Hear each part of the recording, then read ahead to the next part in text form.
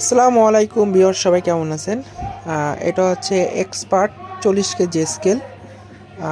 এটা হচ্ছে আমি কিপ্যাড সার্ভিস করলাম। তারপর হচ্ছে এখানে ডিজিট কাটা ছিল, ডিজিটটাও আমি সারাই করলাম। তা হচ্ছে এটার অনেকেই আছে যে এই স্কেলের ক্যালিব্রেশনটা সঠিকভাবে জানে না। যারা সঠিকভাবে জানে না তারা স্ক্রিনে দেওয়া নাম্বারে যোগাযোগ করবেন ইনশাল্লাহ। যারা টেকনিশিয়ান ভাইরা আছেন তাদেরকে আরও সুন্দর করে বোঝাই দেওয়া হবে।